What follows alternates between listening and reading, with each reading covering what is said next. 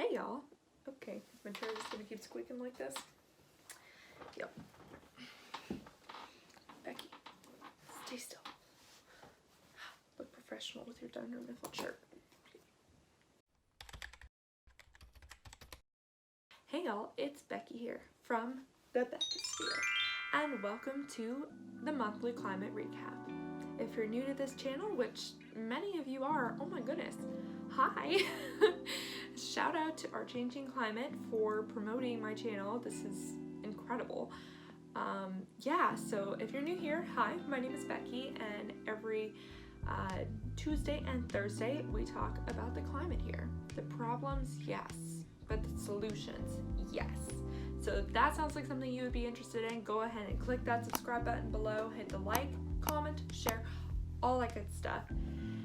And today, we're doing the climate recap. So I did this for 2020 as a whole year climate recap, and I decided that there was so much news that happened in the year that it just felt right to make there be a monthly climate recap video.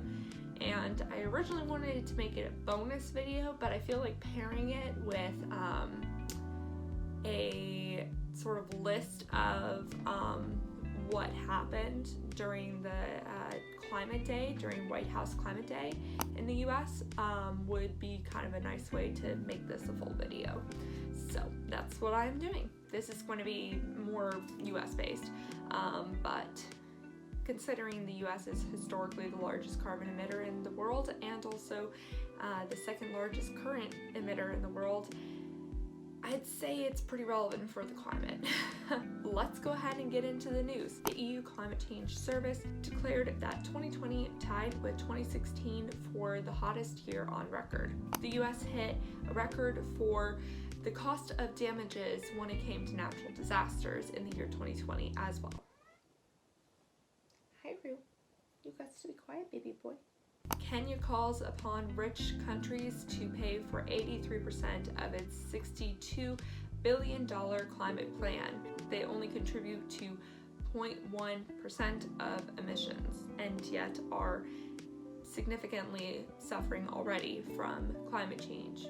A Stanford study concludes that a third of the cost of flood damages in the year 2020 could be contributed to climate change. In other words, climate change has made it so that it costed that extra third than would be the case without climate change. Biden is sworn in as the 46th President of the United States, with Kamala Harris being sworn in as his VP to be the first woman Vice President, first African American Vice President, and first Asian Vice President. The same day that Biden was elected, he signed an executive order to reinstall the U.S. in the Paris Climate Accord. He also immediately halted the processes for the Keystone XL pipeline. He also declared on Inauguration Day that he will be setting out a group to review all of former President Trump's environmental rollbacks. On January 27th, the White House formally announced that it was having its Climate Day.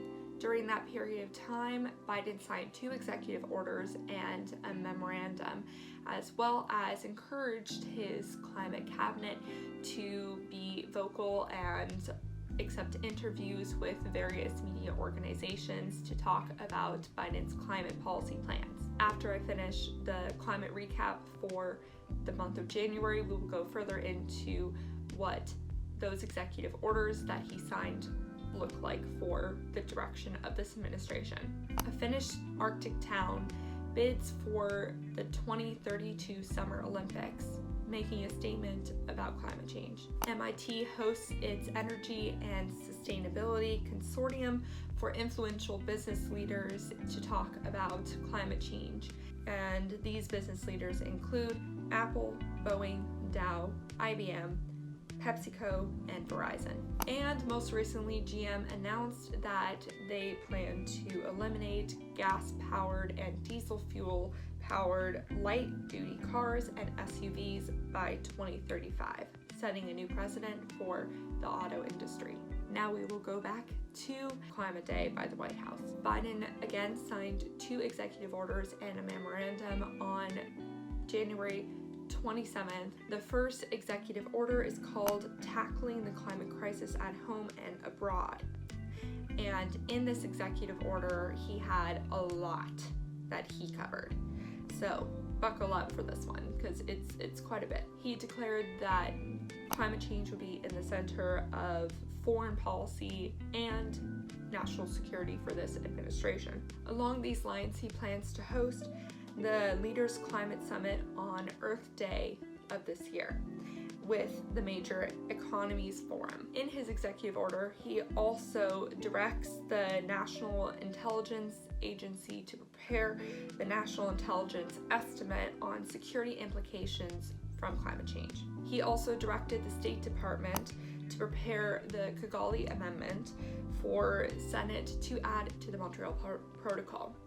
As a bit of a review, the Kigali Amendment moves to eliminate HFCs, which is a potent greenhouse gas, from industry usage.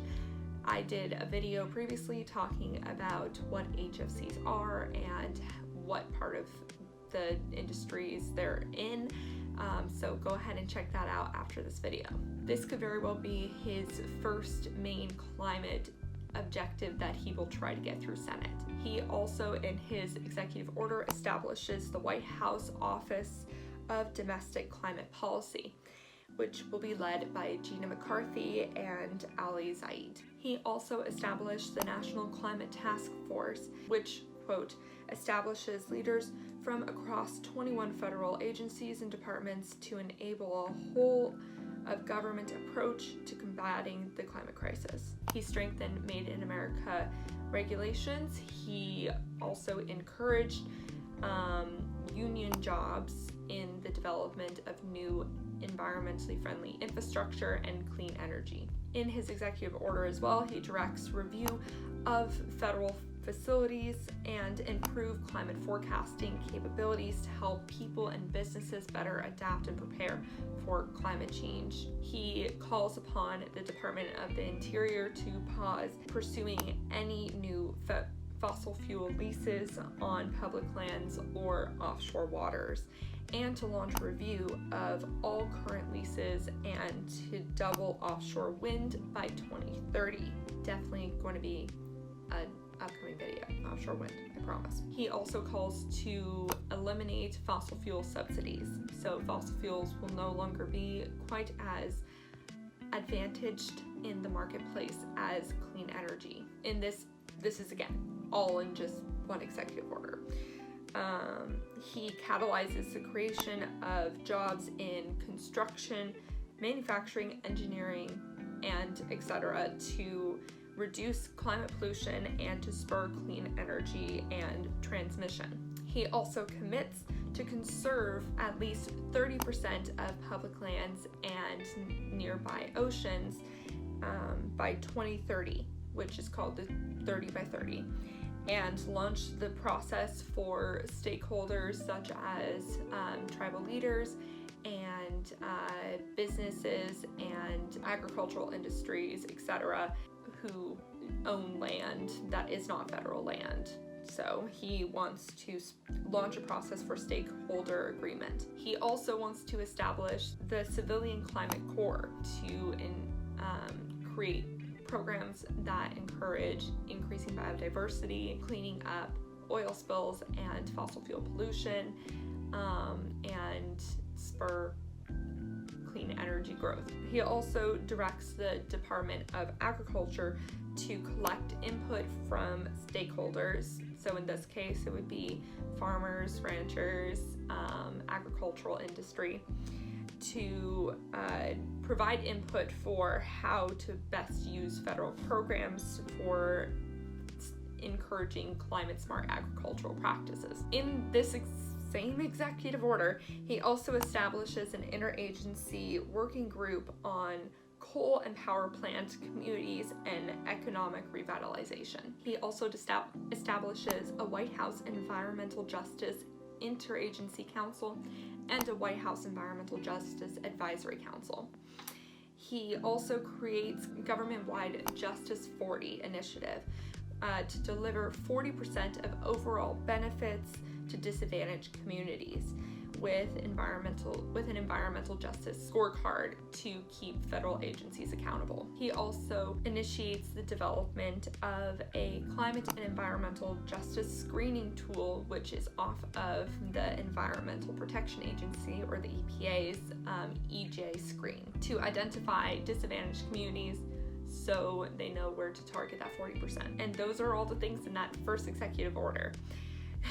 He also signed a memorandum on that same day that is called the Scientific Integrity Presidential Memorandum, and basically it encourages the trusting of science in this administration. He charges the Office of Science and Technology Policy to encourage scientific integrity through policy and different agencies, and he tasked the creation of a chief science officer as a senior role for each agency research program, making sure the science is the main point of trust when going through different agency programs. And finally, he signed another executive order that day, and this one's much simpler.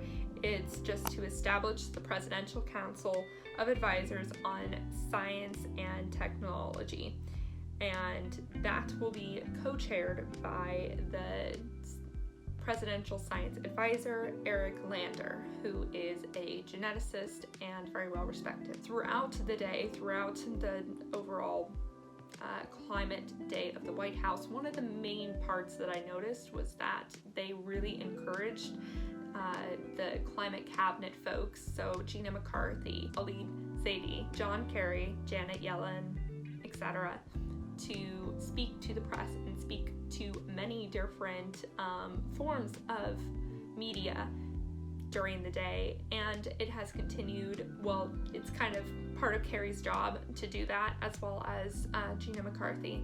And Janet Yellen has been doing a great job with it too, and Ali Zaidi. So those are the main four people that I've seen that are especially like helping vocalize the overall agenda for the climate. My final thoughts: I am pretty encouraged by this month's actions.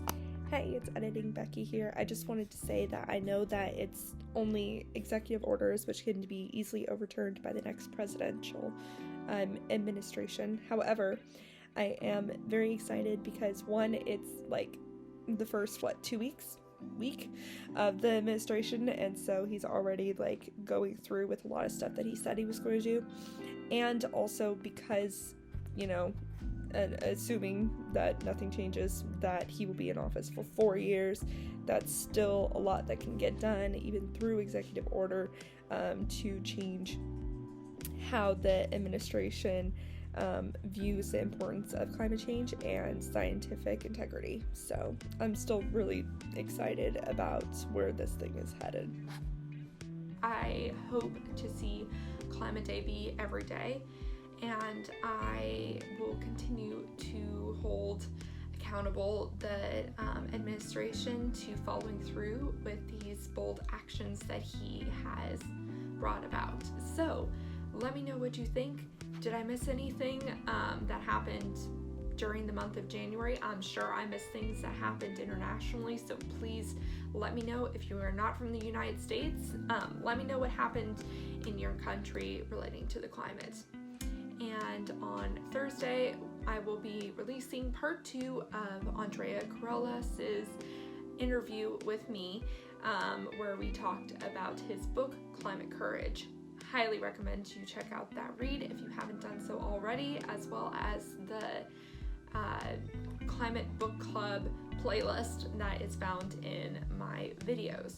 Oh, and also prepare the next book that we will be reading for our Climate Book Club, which the first session of this next book will be not this Thursday, but next Thursday.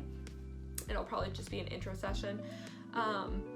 But the book that we are going to read is All We Can Save, which is by various authors, but you could easily find it. It was released in 2020, and I will have all the information, including the link on where you can get a copy, down in the description below. Remember to talk about the climate every day. That's one of the best things you can do for the environment. And also to support your local news organizations, because we need to figure out a better way to fund them than it just being out of the goodness of people's hearts. That's a different video. All right, I'll see you all on